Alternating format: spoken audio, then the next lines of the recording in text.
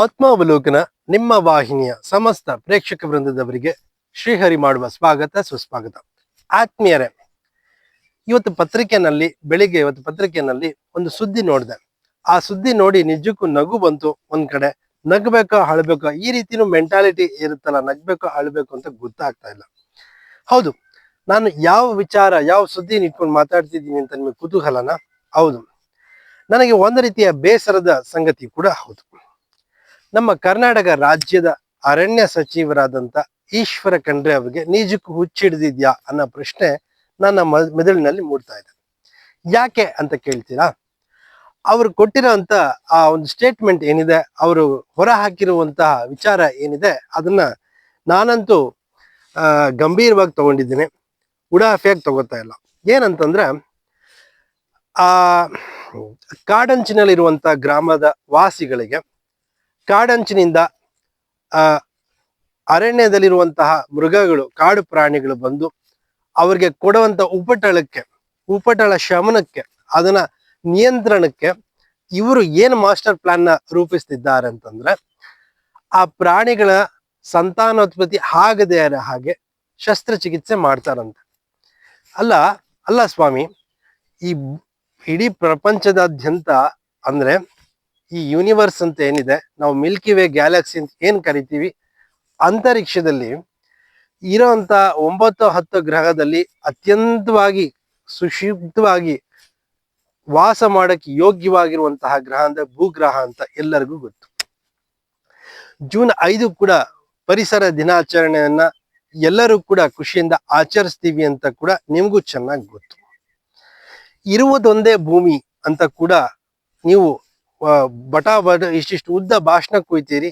ಈಗ ನಿಮಗೆ ನಿಜಕ್ಕೂ ಹುಚ್ಚಿಡ್ದಿದೆ ಅಂತ ನಾನು ಹೇಳ್ತೀನಿ. ಭೂಗ್ರಹದಲ್ಲಿ ಮನುಷ್ಯನ ಸಂಖ್ಯೆ ಯಥೇಚ್ಛವಾಗಿ ಬೆಳೀತಿದೆ ವಿನಃ ಪ್ರಾಣಿಗಳ ಸಂಖ್ಯೆ ಯಥೇಚ್ಛವಾಗಿ ಬೆಳೀತಿಲ್ಲ. ಇವರ ವಾದ ಏನು? ಕೆಲವೊಂದು ಮೃಗಗಳಿಗೆ ಸಂತಾನೋತ್ಪತ್ತಿ ತುಂಬಾ ಜಾಸ್ತಿ ಆಗ್ಬಿಟ್ಟಿದೆ, ಅದು ಅಗತ್ಯಕ್ಕಿಂತ ಹೆಚ್ಚು ಸಂಖ್ಯೆಯಲ್ಲಿರೋದ್ರಿಂದ ನಮ್ಮ ಒಂದು ಜನಗಳಿಗೆ ಹುಲಿ ದಾಳಿ ಮಾಡೋದಿರ್ಬೋದು, ಚಿರತೆ ದಾಳಿ ಮಾಡಿ ಸತ್ತೋಗ್ತಿರೋದಿರ್ಬೋದು, ಕಾಡಾನೆಗಳು ದಾಳಿ ಮಾಡ್ತಾ ಇದಿರ್ಬೋದು. ಇದಕ್ಕೆಲ್ಲ ನಾವೇನ್ ಮಾಡ್ಬೇಕಪ್ಪ ಅಂತಂದ್ರೆ, ಅವಕ್ಕೆ ಮಕ್ಕಳೇ ಆಗದೆ ಹಾಗೆ ಅವಕ್ಕೆ ಒಂದು ರೀತಿಯ ಅದರ ಸಂತಾನೋತ್ಪತ್ತಿಯನ್ನೇ ನಿಯಂತ್ರಿಸ್ಬಿಡೋದು ಅಂತ ಯೋಚನೆ ಮಾಡ್ತಾ ಇದ್ದಾರೆ. ಇದು ಎಷ್ಟು ಮಟ್ಟಕ್ಕೆ ಸರಿ ಸ್ವಾಮಿ? ನಿಮ್ಗೇನಾದ್ರು ತಲೆಯಲ್ಲಿ ಬುದ್ಧಿ ಇದೆಯಾ ಅಥವಾ ನಿಜಕ್ಕೂ ಹುಚ್ಚ? ನಿಜ, ನೀವು ಹುಚ್ಚನೇ ಬಿಡಿ, ನಾನೇ ಹೇಳ್ತೀನಿ, ನಾನು ಘಂಟಾಘೋಷವಾಗಿ ಹೇಳ್ತೀನಿ, ನೀವೆಲ್ಲ ಹುಚ್ಚರು ಅಂತ. ಇದು ನನಗೆ ಇಷ್ಟ ಆಗ್ತಾ ಇಲ್ಲ. ಯಾಕೆ ಅಂತಂದ್ರೆ, ಒಂದು ನೋಡಿ, ಭೂಮಿ ಮೇಲೆ ಬದುಕೋದಿಕ್ಕೆ ಎಲ್ಲರಿಗೂ ಕೂಡ ಸಮಾನವಾದಂತ ಅವಕಾಶ ಇದೆ. ಪ್ರಾಣಿಗಳಿಗೂ ಇದೆ, ಪಕ್ಷಿಗಳಿಗೂ ಇದೆ, ಎಲ್ಲ ಸಹ ಜೀವಿಗಳಿಗೆ ಎಲ್ಲದಕ್ಕೂ ಇದೆ. ಈಗ ನೋಡಿ, ಜನ ಏನ್ ಮಾಡ್ಬೋದು, ಕಾಡಂಚಿನಲ್ಲಿರೋ ಜನ ತಮ್ಮ ಸುರಕ್ಷಿತವಾದ ತಾವೇ ನೋಡ್ಕೋಬೇಕು. ನಿಮ್ಮ ಸಹಕಾರನೂ ಬೇಕು, ನಾ ಇಲ್ಲ ಅಂತ ಹೇಳ್ತಿಲ್ಲ. ನೀವೇನ್ ಮಾಡಬಹುದು, ಅರಣ್ಯದ ಕಾಡಂಚಿನಲ್ಲಿ ಒಂದು ದೊಡ್ಡ ಈ ರೈಲ್ವೆ ಟ್ರ್ಯಾಕ್ ಇದೆಯಲ್ಲ, ಅದರ ಉದ್ದುದ್ದ ಕಂಬಿಗಳನ್ನ ನೆಟ್ಟು ಆ ವನ್ಯಜೀವಿಗಳು ಅರಣ್ಯನ ಬಿಟ್ಟು ಗ್ರಾಮಗಳಿಗೆ ಅಂದ್ರೆ ನಾಡಿನತ್ತ ಬರ್ದೇರಾಗಿ ಮಾಡ್ಬೋದು. ಅಷ್ಟೆಲ್ಲ ಹಣ ಖರ್ಚು ಮಾಡಿ ಅವಾಗ ಸಾರ್ಥಕ ಅನ್ಸ್ಕೊತೀರ. ನಿಮಗ್ ಬರ್ತಾ ಇರೋಂತ ಆ ಒಂದು ಹಣದಲ್ಲಿ ಏನ್ ಮಾಡ್ತಿದ್ದೀರಾ? ನೀವು ಐಷಾರಾಮಿ ಜೀವನ ಮಾಡ್ತಾ ಇದ್ದೀರಾ, ಯಥೇಚ್ಛವಾಗಿ. ಅಲ್ಲ ಸ್ವಾಮಿ, ನಿಮಗೇನಾದ್ರು ನಿಜಕ್ಕೂ ತಲೆ ಇದೆಯಾ? ಯೋಚನೆ ಮಾಡಿ. ನಿಮಗ್ ತಲೆ ಇಲ್ಲ ಅಂತಾನೆ ನಾ ಹೇಳ್ತೀನಿ. ಈಶ್ವರ ಖಂಡ್ರೆ ಅವ್ರೆ, ನಿಮ್ಮ ಕಂಡ್ರೆ ನನಗೆ ಆಗ್ತಾ ಇಲ್ಲ. ಯಾಕೆ? ನಮಗೆ ಎಷ್ಟು ಭೂಮಿ ಮೇಲೆ ಬದುಕೋ ಹಕ್ಕಿ ಇದೆಯೋ, ನಮಗಿಂತ 2 ಪಟ್ಟು ಕೂಡ ಹುಲಿ ಇರ್ಬೋದು, ಚಿರತೆ ಇರ್ಬೋದು, ಅಥವಾ ಕಾಡಿನಲ್ಲಿನ ವಾಸ ಮಾಡುವಂತ ಎಲ್ಲ ಪ್ರಾಣಿಗಳಿಗೂ ಇದೆ. ಅದು ದಾಳಿ ಮಾಡೋಂಥ ಪ್ರಾಣಿ ಇರ್ಬೋದು, ಸಾಕು ಪ್ರಾಣಿ ಇರ್ಬೋದು, ಯಾವುದೇ ಇರ್ಲಿ, ಅವೇನು ಆ ಮೂಕರು ಅವಕ್ಕೆ ಮಾತಾಡಕ್ ಬರಲ್ಲ ಅಂತ ಅಂದ್ಬಿಟ್ಟು ಅವ್ರಿಗೆ ಏನ್ ಮಾಡಿದ್ರು ಸರಿ ಅಂತನ? ನಿಮ್ಮ ಯೋಜನೆ, ಇವ್ರು ಏನು ಒಂದೊಂದನೇ ಯೋಜನೆ ತರ್ತಾ ಇದ್ದಾರೆ ಅಂತಂದ್ರೆ, ಮೃಗಾಲಯಗಳಲ್ಲಿ ಇರುವಂತ ಪ್ರಾಣಿಗಳಿಗೆ ಶಸ್ತ್ರಹರಣ ಈ ರೀತಿಯಾದಂತ ಸಂತಾನಹರಣ ಶಸ್ತ್ರಚಿಕಿತ್ಸೆ ಮಾಡ್ಬೇಕು ಅಂತಿದ್ದಾರೆ. ಮೊದಲನೇ ಯೋಜನೆಯಲ್ಲಿ, 2ನೇ ಯೋಜನೆಯಲ್ಲಿ ಕಾಡು ಮೃಗಗಳು ಹುಡುಕೊಂಡು ಹೋಗಿ ಮಾಡ್ಬೇಕು ಅಂತ ಇವರ ಒಂದು ಯೋಜನೆ. ನಮ್ಮ ಕರ್ನಾಟಕದಲ್ಲಿರುವಂತ ಎಲ್ಲ ಪರಿಸರವಾದಿಗಳು ಒಂದಾಗ್ಬೇಕು. ಎಲ್ಲ ವನ್ಯಜೀವಿಗಳನ್ನು ರಕ್ಷಿಸುವಂತ ಒಂದು ನಿಟ್ಟಿನಲ್ಲಿ ಎಲ್ಲರೂ ಕೂಡ ಒಂದಾಗಿ ಈ ಈಶ್ವರ್ ಖಂಡ್ರೆ ಎಲ್ಲಿ ಕಾಣಿಸ್ತಾರೋ ಅವ್ರಿಗೆ 4 ಬಿಗಿಬೇಕು,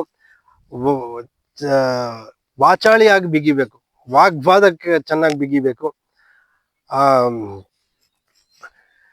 ಒಂದು ನೋಡಿ, ನಿಮ್ಮ ವಾದನ ನಾವು ಅನುಷ್ಠಾನಕ್ಕೆ ಮಾಡಕ್ ಬಿಡ್ಬೇಕು. ನಿಮ್ಮ ಪ್ರಕಾರ ವನ್ಯಜೀವಿಗಳ ಉಪಟಳಕ್ಕೆ ಆ ಒಂದು ನೀವು ಹೇಳ್ತಾರ ವಾದನೇ ನಡಿಬೇಕು ಅಂತಂದ್ರೆ ನಮ್ದು 2 ಷರತ್ತಿದೆ, ಅದನ್ನ ಪಾಲಿಸ್ಬಿಡಿ. ನೀವು ಹೇಳ್ದಾಗ ನಾವು ಕೇಳ್ತೀವಿ. ಏನಂತ ಕುತೂಹಲನ, ಒಂದು, ನಮ್ಮ ಭಾರತ ದೇಶದಲ್ಲಿ ರಾಜಕಾರಣಿಗಳು ನಮ್ಮ ಪ್ರಕಾರ ಒಂದು ರೀತಿ ಮಹಾನ್ ಕಳ್ಳರು. ಯಾಕೆ ಅಂತಂದ್ರೆ ಅಗತ್ಯಕ್ಕಿಂತ ಹೆಚ್ಚು ಸಂಪಾದನೆ ಮಾಡಿದವರೆಲ್ಲ ಕಳ್ಳರ ಗುಂಪಿಗೆ ಸೇರ್ತಾರೆ. ಸಾರ್ವಜನಿಕವಾಗಿ ಒಬ್ಬ ಖಾಸಗಿ ಕಂಪನಿ ಮಾಲೀಕ, ನನ್ನ ದೃಷ್ಟಿಯಿಂದ ಆತ ಎಷ್ಟು ಲಕ್ಷ ಕೋಟಿ, ಎಷ್ಟು ಸಹಸ್ರ ಕೋಟಿ, ಬಿಲಿಯನ್ ಗಟ್ಟಲೆ ಸಂಪಾದನೆ ಮಾಡ್ಬೋದು. ಆದರೆ ನೀವು ರಾಜಕಾರಣಿಗಳು ಅಂತ ಅನ್ನಿಸ್ಕೊಂಡು, ಜನರ ಸೇವಕ ಅನ್ನಿಸ್ಕೊಂಡು, ಜನರ ಒಂದು ಏನು ತೆರಿಗೆ ಹಣ ಇದೆ ಅದನ್ನ ಲಂಚಾವತಾರದಲ್ಲಿ ನೀವು ಗುಳುಂ ಮಾಡಿಕೊಂಡು, ಲಂಚಾವತಾರದಲ್ಲೇ ಅದು ನಿಮಗ್ ಬರ್ತಾ ಇರೋ ಸಂಬಳಕ್ಕಿಂತ ಯಥೇಚ್ಛವಾಗಿ ಅಪೇಕ್ಷೆ ಪಟ್ಟು ನೀವು ಸ್ವಿಸ್ ಬ್ಯಾಂಕ್ ಅಲ್ಲಿ ದೇಶ ವಿದೇಶಗಳಲ್ಲಿ, ಅಷ್ಟೇ ನಮ್ಮ ಕರ್ನಾಟಕನೋ ನಮ್ಮ ಭಾರತ ದೇಶದಲ್ಲೂ ನೂರಾರು ಎಕರೆ ಕಬಳಿಸಿ ರೈತರ ಜೀವನ ಎಲ್ಲ ಹಾಳು ಮಾಡ್ತಿದ್ದೀರಲ್ಲ, ನೀವು ನಿಜವಾದ ಕಳ್ಳರು. ನಿಮ್ಮಗಳಿಗೆ ಶಸ್ತ್ರಹರಣ ಚಿಕಿತ್ಸೆ ಮಾಡ್ಬೇಕು, ನಿಜಕ್ಕೂ ಮಾಡ್ಬೇಕಾಗಿರೋದು ನಿಮ್ಮಗಳಿಗೆ, ಪ್ರಾಣಿಗಳಿಗೆಲ್ಲ. ಸ್ವಾಮಿ, ನಂದೊಂದು ಪ್ರಶ್ನೆ, ಪ್ರಾಣಿಗಳ ಮಾಡ್ಬೇಕು ಅಂತ ಅದೇ ಆದ್ರೆ ಮೊದ್ಲು ನಿಮ್ಮ ಕುಟುಂಬ, ನಿಮ್ಮ ಮಕ್ಕಳು, ಮರಿ ಮಕ್ಕಳು ನಮಗ್ ಬೇಕಾಗಿಲ್ಲ ಸ್ವಾಮಿ. ನಿಮಗೆ ಅದು ಎಂಡ್ ಆಗ್ಲಿ, ನಿಮ್ಮ ಒಂದು ವಂಶ ಏನಿದೆ ನಿಮಗೆ ಕೊನೆ ಆಗ್ಲಿ ಖಂಡ್ರೆ ಅವ್ರೆ. ಇದನ್ನ ನೀವು ಪಾಲಿಸಿ, ಆಮೇಲೆ ನಾವು ಪ್ರಾಣಿಗಳಿಗೆ ಅದನ್ನ ಶಸ್ತ್ರಚಿಕಿತ್ಸೆ ನಾವು ಮಾಡಕ್ ಹೋಗ್ತೀವಿ. ಒಂದು. ಎರಡನೇದು, ನೀವು ಈ ರೀತಿ ಶಸ್ತ್ರಹರಣ ಮಾಡಿ ಜನಗಳಿಗೆ ಆಗುವಂತ ಉಪಟಳನ ತಡಿಲೇಬೇಕು ಅನ್ನೋದಾದ್ರೆ, ನನ್ನ ದೃಷ್ಟಿಯಿಂದ ನೀವ್ ಏನೇನು ಆಸ್ತಿಗಳು ಮಾಡಿದಿರಾ ಅದು ಸಮಾಜಕ್ಕೆ ವಾಪಸ್ ಕೊಡಿ. ನನ್ನ ದೃಷ್ಟಿಯಲ್ಲಿ ರಾಜಕಾರಣಿಗಳು ಗುಡಿಸ್ಲಲ್ಲಿ ಇರ್ಬೇಕು, ಗುಡಿಸ್ಲಲ್ಲಿ ಇದ್ದುಕೊಂಡು ಜನಕನ್ನ ಸೇವೆ ಮಾಡ್ಬೇಕು. ಯಾವುದೇ ರೀತಿ ಕಾರಲ್ಲಿ ಓಡಾಡ ಆಗಿಲ್ಲ, ವಿಮಾನದಲ್ಲಿ ಓಡಾಡ ಆಗಿಲ್ಲ, ಸನ್ಯಾಸಿಗಳ ತರ ನಡ್ಕೊಂಡು ಓಡಾಡ್ಬೇಕು. ಇಲ್ಲ ಅಷ್ಟು ನಿಮಗೆ ಅಲ್ಲಿ ಊರಿಂದ ಊರಿಗೆ ತಲುಪಕ್ಕಾಗಲ್ಲ ಅಂದ್ರೆ ಒಂದು ಎತ್ತಿನ ಗಾಡಿಲಿ ಓಡಾಡ್ಬೇಕು. ಇದನ್ನೆಲ್ಲ ನೀವು ಪಾಲಿಸ್ತೀನಿ ಅನ್ನೋದಾದ್ರೆ ನಾನಂತೂ ಎಲ್ಲ ಪ್ರಾಣಿಗಳನ್ನೇ ಕರಿತೀನಿ, ಬನ್ನಿಪ್ಪ ಪ್ರಾಣಿಗಳೇ, ಇಲ್ಲಿ ಶಸ್ತ್ರಹರಣ ಚಿಕಿತ್ಸೆ ಮಾಡ್ತಿದ್ದಾರೆ, ನೀವು ಮಾಡಿಸ್ಕೊಳ್ಳಿ ಅಂತ ಎಲ್ಲ ಪ್ರಾಣಿಗಳಿಗೆ ಹೇಳ್ತೀನಿ. ಏನಂತೀರಾ? 2 ಕಂಡೀಷನ್ ನೀವು ಒಪ್ಕೊಳ್ಳಿ ಸ್ವಾಮಿ. ನೀವು ಎಷ್ಟೆಷ್ಟು ಕೋಟಿ ಬಾಚಿದ್ದೀರಾ, ಎಷ್ಟೆಷ್ಟು ನೀವು ಒಬ್ಬರಿಗೆ ಹೇಳ್ತಾ ಇಲ್ಲ, ಎಲ್ಲ ರಾಜಕಾರಣಿಗಳು, ಯಾವ ರಾಜಕಾರಣಿಗಳೆಲ್ಲ ಕಳ್ಳರು, ಮಹಾನ್ ಕಳ್ಳರಾಗಿದ್ದೀರಾ, ಯಾರ್ಯಾರೆಲ್ಲ ಏನೇನ್ ಮಾಡಿದ್ದೀರಾ ಎಲ್ಲ ವಾಪಸ್ ನೀವೇ ವಾಪಸ್ ಸಮಾಜಕ್ಕೆ ಹಿಂತಿರುಗಿಸಿ ಕೊಟ್ಬಿಡಿ. ಆವಾಗ ನೀವು ಗುಡಿಸ್ದಲ್ಲೇ ವಾಸ ಮಾಡಿ, ನೀವೊಂದು ವಾಸ ಮಾಡಿ, ಆವಾಗ ನಿಮ್ಮ ಸ್ಟೇಟ್ಮೆಂಟ್ಗೆ ಒಂದು ಯೋಗ್ಯತೆ ಬರುತ್ತೆ ಅಂತ ನಾ ಹೇಳ್ತೀನಿ. ಎಲ್ಲೆಲ್ಲಿ ಪರಿಸರವಾದಿಗಳಿದ್ರೆ ಎಲ್ಲ ಒಂದಾಗಿ ಈ ರೀತಿ ಈಶ್ವರ್ ಖಂಡ್ರೆ ಈ ರೀತಿ ನಿಜಕ್ಕೂ ಮಾಡಕ್ ಹೊರಟದ್ದೇ ಆದ್ರೆ, ಎಲ್ಲಿ ಈಶ್ವರ್ ಖಂಡ್ರೆ ಕಾಣಿಸ್ತಾರೆ ಅವ್ರಿಗೆ 4 ಮಾತಿನಲ್ಲಿ ಬಿಗಿರಿ. ಯಾವ್ದೇ ಕಾರಣಕ್ಕೂ ದೊಣ್ಣೆ ಇಟ್ಕೊಂಡು ಇನ್ನೇನೋ ಹೆಚ್ಚು ಕಮ್ಮಿ ಮಾಡ್ಬೇಡಿ. ಕಾನೂನು ಕೈ ತಗೊಳ್ಳೋದು ಬೇಡ, ಅದು ಕಾನೂನು ರೀತಿ ಹೋರಾಟ ನಾವು ಮಾಡೋಣ. ಹೊಡಿಲೇಬೇಕು ಅನ್ನೋದಾದ್ರೆ ಮಾತಲ್ಲಿ ಹೊಡಿಯೋಣ, ಕೈಯಲ್ಲಿ ಹೊಡಿಯೋದ್ ಬೇಡ. ನಮಗೂ ಅವ್ರಿಗೂ ವ್ಯತ್ಯಾಸ ಇರೋದು. ಅವರೆಲ್ಲ ನಿಜಕ್ಕೂ ಕಾಡು ಪ್ರಾಣಿಗಳೇ. ನನ್ನ ದೃಷ್ಟಿಯಲ್ಲಿ ಈಶ್ವರ್ ಖಂಡ್ರೆ ನಿಜಕ್ಕೂ ಕಾಡು ಪ್ರಾಣಿನೇ ಆಗ್ಬಿಟ್ಟಿದ್ದಾರೆ. ಅವ್ರು ಹೊಡಿತಾರೆ ಅಂತ ನಾವು ಹೊಡಿಯೋದ್ ಬೇಡ, ಅವ್ರಿಗೂ ನಮಗೂ ವ್ಯತ್ಯಾಸ ಇರೋದಿಲ್ಲ. ಅಷ್ಟು ಇದು ನೀವು ಈ ತರ ಯೋಜನೆಗಳು ಮಾಡೋದಾದ್ರೆ ನನ್ನ ಒಂದ್ ಸಲಹೆ ಕೇಳ್ಬೇಕಾಗಿತ್ತು. ಯಾಕೆ ನನ್ನ ಸಲಹೆ ನೀವು ಕೇಳಲಿಲ್ಲ ಈಶ್ವರ್ ಖಂಡ್ರೆ ಅವರೇ? ನೀವು ನಮ್ಮ ಮನೆಗೆ ಬಂದಿದ್ರೆ ನಾನೇ ಸಲಹೆ ಕೊಡ್ತಿದ್ನಪ್ಪ, 1 ರೂಪಾಯಿನೇ ತಗೋತಿರ್ಲಿಲ್ಲ ನಿಮ್ ತರ ಲಂಚಾವತಾರ ಅಂತ ಅನ್ಕೊಂಡು, ಅಲ್ವಾ? ನೋಡಿ, ಈಗ ಎಲ್ಲಾ ಒಂದು ಕಾಡಂಚಿನಲ್ಲಿರೋ ಊರುಗಳಲ್ಲಿ ಜನಕ್ಕೆ ಒಂದು ಹುಲಿ ಉಪಟಳ ಕೊಡುತ್ತೆ, ಚಿರತೆ ಉಪಟಳ ಕೊಡುತ್ತೆ ಅಂತ ನಿಮಗ್ ಸುದ್ದಿ ಬಂತ, ಅರಣ್ಯ ಇಲಾಖೆಯವ್ರನ್ನ ಒಂದಷ್ಟು ಜನ ನೇಮಿಸ್ಕೊಳ್ಳಿ, ಅವ್ರಿಗೆ ಕೆಲ್ಸನೂ ಸಿಕ್ಕದಂಗ ಆಗುತ್ತೆ, ಅಲ್ವಾ? ಇವಾಗೇನು ಎಲ್ಲ ನೀವು ಗೌರ್ಮೆಂಟ್ ಇದ್ರಲ್ಲಿ ಕಾಂಟ್ರಾಕ್ಟ್ ಪದ್ಧತಿನಲ್ಲಿ ಜಾಬ್ ಫಿಲ್ ಮಾಡ್ತಾ ಇದ್ದ. ನಮ್ಮ ಕರ್ನಾಟಕದಲ್ಲಿ ನಿರುದ್ಯೋಗಿಗಳಿಗೆ ಉದ್ಯೋಗ ಕೊಟ್ಟಾಗ ಆಯ್ತು ಅಲ್ವಾ ಖಂಡ್ರೆ ಅವ್ರೆ?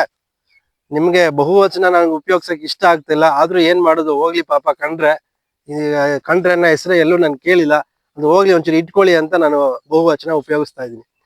ಮಿಸ್ಟರ್ ಖಂಡ್ರೆ ನೋಡಿ, ಅರಣ್ಯ ಇಲಾಖೆಯವ್ರಿಗೆ ಮುಖಾಂತರ ಒಂದಷ್ಟು ನಮ್ಮ ನಿರುದ್ಯೋಗಿಗಳ ಕೆಲಸ ಕೊಟ್ಟಂಗ ಆಗುತ್ತೆ. ಎಲ್ಲೆಲ್ಲಿ ಕಾಡಂಚಲ್ಲಿದೆ ಅಲ್ಲಲ್ಲಿ ನಿಮ್ಗೆ ಆಫೀಸ್ಗಳನ್ನ ದೊಡ್ಡದಾಗಿ ಮಾಡ್ಕೊಳ್ಳಿ, ಒಂದಷ್ಟು ಜನನ ಜಾಸ್ತಿ ನೇಮಿಸ್ಕೊಳ್ಳಿ, ಪೊಲೀಸ್ ಪಡೆ ತರ. ನಿಮಗೆ ಜನಗಳಿಂದ ಇಂಥ ಕಡೆ ಹುಲಿ ಕಾಣಿಸ್ತು ಅಂತಂದ್ರೆ ನೀವು ಎಲ್ಲೋ 100 ಕಿಲೋಮೀಟರ್ ಇಂದ ಬರೋಂಥದ್ದು ಬೇಡ, ತಕ್ಷಣ ಒಂದು ಅರ್ಧ ಗಂಟೆಲಿ ಹೋಗಿ ಕಾರ್ಯಾಚರಣೆ ಮಾಡೋ ರೀತಿ ಇಟ್ಕೊಳ್ಳಿ. ಒಂದು ಎರಡನೇದು, ನಾನು ಮೊದ್ಲೇ ಹೇಳ್ದ ಹಾಗೆ ಕಾಡು ಏನೇನಿದೆ ಅದಕ್ಕೆಲ್ಲ ಒಂದು ದೊಡ್ಡ ದೊಡ್ಡ ಬೇಲಿ ರೀತಿ, ಒಂದು ದೊಡ್ಡ ಕಂದಕ ಬೇಡ, ಒಂದು ಕಬ್ಬಿಣದ ಸರಳಲ್ಲಿ ಕಾಡ ಪ್ರಾಣಿಗಳು ಅದನ್ನ ದಾಟಿ ಬರ್ದಾರ ಹಾಗೆ ನೀವು ಮಾಡ್ಬೋದಲ್ಲ ಸ್ವಾಮಿ. ಸಿಕ್ಕಾಪಟ್ಟೆ ದುಡ್ಡಿದ್ಯಂತಲ್ಲ ನಿಮ್ಮ ಮುಂದೆ ಮುಖ್ಯಮಂತ್ರಿ ಆಗುವಂತ ಡಿ ಕೆ ಶಿ ಹತ್ರ ಕೇಳಿ, ಡಿ ಕೆ ಶಿ ಕೊಡ್ತಾರೆ. ಯಾಕೆ ಬೇಜಾರ್ಕೋತೀರಾ? ಯಾಕೆ ಶಸ್ತ್ರಾರಣ ಮಾಡ್ತೀರಾ? ಪ್ರಾಣಿಗಳ ಮೇಲೆ ಯಾಕೆ? ಅವುಗಳು ನೋಡಿ ಸ್ವಾಮಿ, ಪ್ರಾಣಿಗಳು ಪ್ರಕೃತಿಲಿ ಬದುಕದಷ್ಟು ನಿಮ್ಮ ಮನೇಲಿ ಬದುಕ್ತಾವ? ಮನೆಗಳೆಲ್ಲ ಅದನ್ನ ಸಾಕಾಗತ್ತೇನ್ರಿ? ತಲೆಯಲ್ಲಿ ಲದ್ದಿದ್ಯನ್ರಿ ನಿಮ್ಗೆ? ನನ್ನ ಪ್ರಕಾರ ಅದೇನೆ, ಹೋಗಿ ಹುಚ್ಚಾಸ್ಪತ್ರೆಗೆ ಸೇರ್ಕೊಳ್ಳಿ. ಈಗ ನಿಮ್ ಕಾಂಗ್ರೆಸ್ನವ್ರನ್ನ ಎಲ್ಲರೂ ಹುಚ್ಚಾಸ್ಪತ್ರೆಗೆ ಸೇರಿಸ್ಬೇಕು ಅನ್ಸುತ್ತೆ. ಯಾಕೆಂದ್ರೆ ಅಷ್ಟೊಂದು ನಮ್ಮ ರಾಜ್ಯವನ್ನ ಅಷ್ಟೊಂದು ಕೊಳ್ಳೆ ಹೊಡಿತಿದಾರ ಅಂತ ನಮ್ಗೆ ಅನ್ಸುತ್ತೆ ರೀ. ಏನ್ ಮಾಡ್ತೀರಾ? ಹುಚ್ಚಾಸ್ಪತ್ರೆಗೆ ಹೋಗ್ತೀರಾ? ಹೋಗಲ್ಲ ಅಂತಂದ್ರೆ ಬಾಯಿ ಮುಚ್ಕೊಂಡ್ ತೆಪ್ಪಗಿರಿ. ಪ್ರಾಣಿಗಳ ಮೇಲೆ ಯಾಕೆ ದೌರ್ಜನ್ಯ ಮಾಡ್ತೀರಾ?